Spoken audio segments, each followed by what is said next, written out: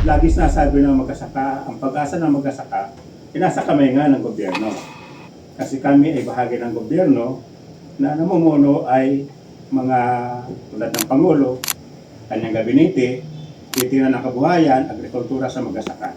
July 4, 2022, nung unang manungkulan, si Secretary Estrella, kasama ito si Pangulong Marcos, naunang sinabi ni Estrella no, pagkasaling tungkulin at andun ako, pag pumunta ang mga magkasaka sa kanyang tanggapan, nandun din ang Pangulo, ay agad na resolbahin ang usapin ng reforma sa lupa at tatapusin ang reformang ito sa panungkulan ng Pangulong Marcos. Yun yung sinabi.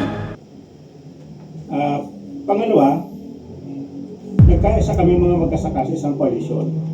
Kasi naramdaman namin mula 2022 hanggang 2024 ay hindi nagkakaroon ng pagbabago yung kalagayan sa lupa. Ang naninibabaw ay sa halip na implementasyon agrarian ay reversal. Napupunta yung malalaking lupain sa mga negosyante. Halimbawa itong mga sa Pampanga, itong military service sa Tinggalan, itong Bundok Peninsula, pumupunta ito sa panguna at pamuno ng ating Pangulong Marcos sa kasalukuyan.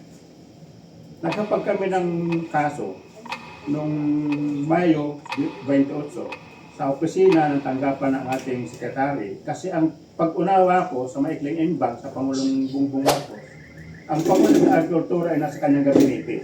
Kung nasa kanyang gabinete ang pag-asa bago makagawin sa kanya, agad-agad tinumbok namin yung kanyang opisina sa ngalan po ng tanggapan ng DAR at ang kanyang sekretary ay si Estrella. Nagkaroon kami ng dialogue doon, itong coalition, doon 10-landed coalition, hindi kami hinarap ni Estrella. Pero yung mga kaso pinagpapasapasahan pa rin, dati pa rin, mula sa mga Pangulong na daan, ganun pa rin.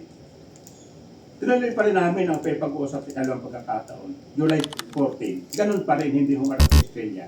Sabi nga namin kahit 5 minuto lang na humarap ang sekretary para pag-usapan yung mga seryoso sensitive na usapin sa reforma sa lupa, ay hindi humaharap.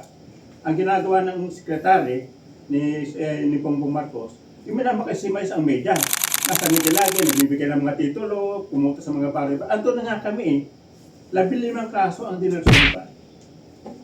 Ngayon, ang ginagawa namin dito, kung ganyan din lang naman pala, ang sasabi ng mga kasama kong magkasaka, walang say-say din ang sasabihin ng Pangulo ngayong SONA. Kung yung sekretary niya, na nangasiwa ng tanggapan sa reforma agraryo, hindi humarap sa amin sa mga dialogue ng pagpapasang-usapin, anong sasabihin ng Pangulong SONA na pag-ulad ng magkasaka sa agrikultura? Pangunang reforma sa lupa? Malamang wala. Ngayon, kung ganito ang mangyayari sa SONA ni Pangulong Marcos, ano pa kaya ang asahan namin? Ni kanya sekretary nga hindi humarap. Kaya panawagan namin, una po sa maikli in short, tanggalin na si Estrella, palitan niya ng isang tao niyang maasahan niya at haharap mismo sa mga magkasaka. Kasi sabi nga nung N-Bank, kahit 5 minuto lang nun, ang tungkulin ng DAR ay harapin lang kanya partner agency. Ang partner agency namin ay ang DAR, pero hindi humarap ang sekretary.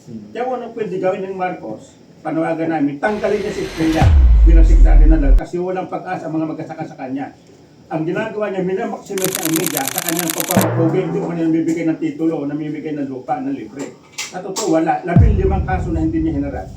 18 kaso sa Visayas at mayroong kaso sa Mindanao. Libo-libong kaso yan hindi hinarap, hindi nalulit ng sekretary na ito.